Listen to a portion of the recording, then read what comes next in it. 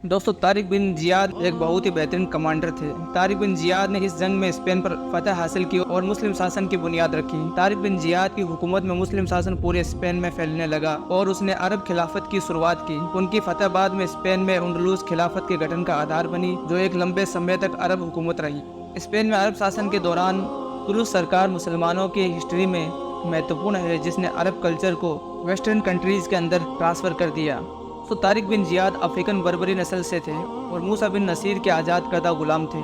तारिक बिन जियाद की जंगी काबिलियत देखते हुए मूसा बिन नसीर ने खलीफा वलीद बिन अब्दुल मलिक से सिफारिश करके तारिक बिन जियाद को पहले फौजी खिदमात पर मामूर किया। फिर आगे चलकर तारिक बिन जियाद अफ्रीका में तुकबा के जिम्मेदार हो गए। अफ्रीका पहले दो हिस्सों में बटा हुआ था, शुमाली यानी नॉर्थ अफ्रीका और जनूबी साउथ अफ्रीका। साउथ अफ्रीका में हमेशा से वह जंगली कबाइल आबाद थे, जिन्होंने जनूबी अफ्रीका में कभी किसी को घुसने नहीं दिया। और नॉर्थ अफ्रीका भी मुसलमानों के दखल के बाद दो हिस्सों में बट गया था। मशरकी अफ्रीका मुसलमानों के कब्जे में था, मगरबी अफ्रीका पर स्पेनी ईसाइयों की हुकूमत थी।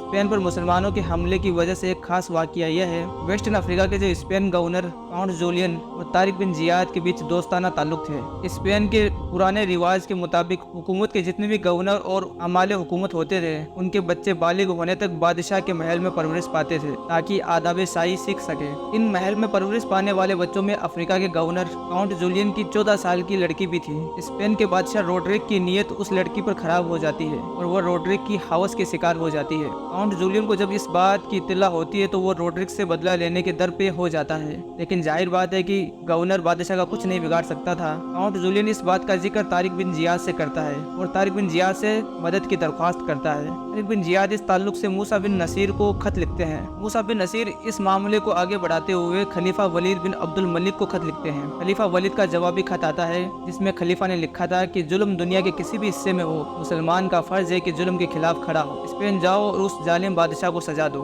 मूसा बिन नसीर तारिक बिन जियाद को स्पेन पर हमला करने की तैयारी का हुक्म दे देते हैं, लेकिन फौरी तौर पर यह काम नामुमकिन था। इसके लिए तैयारी करने के लिए काफी वक्त की जरूरत थी। तारिक बिन जियाद 1 साल का वक्त मांगते हैं। उधर मूसा बिन नसीर भी फौज को बढ़ाना शुरू करते हैं। ये वाकया 711 ईस्वी ब मुताबिक 92 हिजरी का है। तारिक बिन जियाद 1 साल में 7000 की फौज जमा कर लेते हैं और कश्तियां तैयार करवा लेते हैं। 712 ईस्वी 93 हिजरी में आप इन कश्तियों में अपने 7000 के लश्कर के साथ इस पहाड़ी दामन के साहिल पर उतरते हैं। इस पहाड़ का नाम आपके नाम की मुनासबत से जबल तारिक पड़ा, जो बाद में जिब्राल्टर हो गया। स्पेन तक के सफर में तारिक बिन जियाद एक ख्वाब देखते हैं। नबी करीम सल्लल्लाहु अलैहि वसल्लम हाजिरीन और अंसार के साथ तशरीफ फरमा है। सहाबा इकराम तलवारें लटकाए हुए, कंधों पर कमाने चढ़ाए हुए हैं और आप सल्लल्लाहु अलैहि वसल्लम तारिक बिन जियाद से फरमा रहे हैं, तारिक इसी शान से कदम बढ़ाए जाओ, मुसलमानों के साथ नरमी से पेश आओ, वादों को पूरा करो और अदल व इंसाफ कायम करो। और इसके आगे देखते हैं हुजूर सहाबा इकराम के साथ अंदलुस में दाखिल हो रहे हैं और तारिक बिन जियाद इस जमात के पीछे चल रहे हैं। इस मुकद्दस ख्वाब को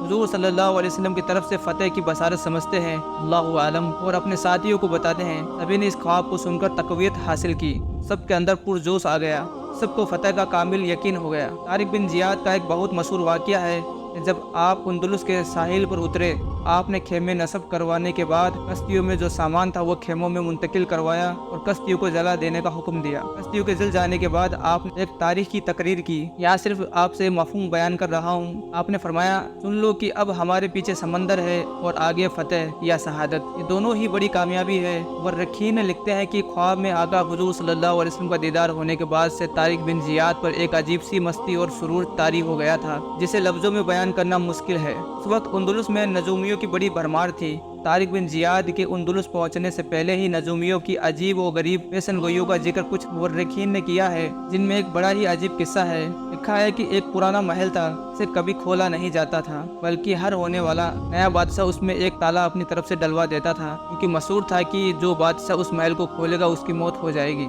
रोड्रिक तारिक बिन जियाद के हमले से पहले उस महल को खुलवा देता है और महल में स्पेन फतेह करने वालों की तस्वीरें मौजूद होती है। तभी से अंदलुस वालों के दिलों में डर बैठा होता है कि अब कुछ बुरा होने वाला है, अल्लाहु आलम। बहरहाल ये किस्सा चूंकि इल्म नजूम पर मबनी है, इसमें सच्चाई कम है। कुछ मुवर्रिखीन ने इस किस्से को बड़ी तफसील से बयान किया है, जिसको यहाँ बयान करना गैर जरूरी मालूम होता है। तारिक बिन जियाद अंदलुस के साहिल पर रजब माह की 5 तारीख को उतरे थे। मूसा बिन नुसैर की हिदायत के मुताबिक तारिक बिन जियाद को मूसा बिन नुसैर की भेजी हुई मदद का इंतजार साहिल पर ही करना था, लेकिन उधर अंदलुस वालों को इस लश्कर के आने की इत्तला हो गई और जिस इलाके में ये लश्कर उतरा था वहाँ का गवर्नर व्लादिमीर तारिक बिन जियाद के मुकाबले पर आ गया। उसने बादशाह रोड्रिक को भी इस लश्कर के आने की इत्तला कर दी। अंदलुस की जमीन पर तारिक बिन जियाद का पहला मुकाबला ड्यूक थ्योडेमिर से हुआ, जिसमें थ्योडेमिर बुरी तरह हार गया और भागकर कर्तबा चला गया। पहले एक नज़र स्पेन के बादशाह रोड्रिक की तारीख पर डाल लेते हैं। स्पेन पर जब 699 ईस्वी के गात खानदान की हुकूमत थी।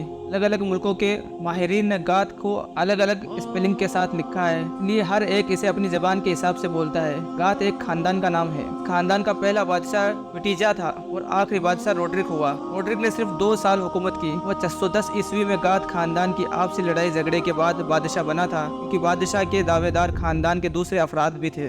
काउंट जूलियन, जिसकी तरकीब पर तारिक बिन जियाद ये लश्कर लेकर अंदलुस आए थे, भी इस लश्कर के साथ आया था और उसने दर पर्दा स्पेन में अपने हामी ईसाइयों की मदद हासिल करना शुरू कर दी थी। और दूसरी तरफ मूसा बिन नुसैर ने भी मजीद 5000 का लश्कर भेज दिया। इस तरह इस्लामी लश्कर की तादाद अब 12000 हो गई थी। काउंट जूलियन ने चारों तरफ नजरें लगाई हुई थी और उसके जासूस कर्तबा के अंदर और बाहर फैले हुए थे। रोड्रिक ने एक तरफ तो आवाम को मजहब और वतन के नाम पर फौज में भर्ती होने की तरकीब दी, दूसरी तरफ गात खानदान के उन शहजादों को मजहब और वतन के नाम पर बुलाया जो बादशाह के दावेदार रह चुके थे। वो शहजादे अपना लश्कर लेकर आ तो गए, लेकिन रोड्रिक से नाराजगी की वजह से अपने लश्कर के साथ करतबा न आकर बाहर मैदान में अपने खेमे लगा दिए। काउंट जूलियन को जैसे ही इन शहजादों और उनके लश्कर के आने की इत्तला मिली, उसने फौरन अपना एलची भेजकर से राब्ता कायम किया और एक एग्रीमेंट किया। इसमें तारिक बिन जियाद की फतह के बाद उन शहजादों का, उनके खानदान का और उनके जायदाद हिफाजत वगैरह की शर्तें शामिल थी। तारिक बिन जियाद ने ये शर्तें मंजूर कर ली और ये तय हो गया कि गात शहजादे रोड्रिक का साथ नहीं देंगे, बल्कि इस्लामी लश्कर का साथ देंगे। दरअसल रोड्रिक से उनकी नाराजगी पहले से ही थी।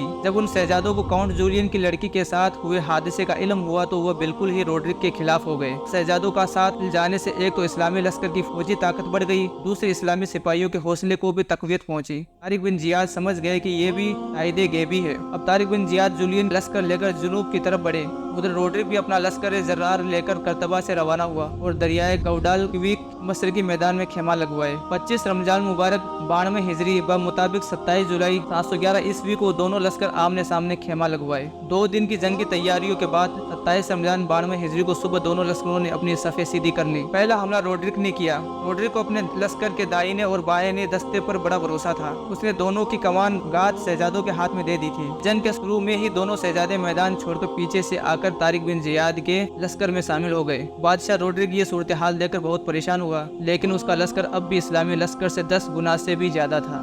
चूंकि एक जालिम हुक्मरान था, इसलिए उसके पुराने और नए भर्ती हुए सिपाहियों में वह जोश और जज्बा नहीं था जो इस्लामी लश्कर के सिपाहियों में था। वह सिर्फ इसलिए लड़ रहे थे रोड्रिक के सैलरी बेस पर थे। इधर इस्लामी लश्कर के सिपाही अल्लाह की रजा और मुस्तफ़ा जाने रहमत के सच्चे इश्क में अपने सालार की मोहब्बत और जान निसारी के लिए लड़ रहे थे। दोनों के जज्बे में जमीन और आसमान का फर्क था। लड़ाई 7 दिन तक चली, जिसमें 6000 मुजाहिदीन शहीद हुए, 50,000 स्पेनी कत्ल हुए और बाकी जो बचे वो भाग गए। 7वें दिन फैसला कुन जंग में तारिक बिन जियाद अपना घोड़ा रोड्रिक की फौज के बीच में ले जाकर रोड्रिक को ललकारते हैं। बादशाह रोड्रिक अपनी चांदी की बग्गी पर सवार था।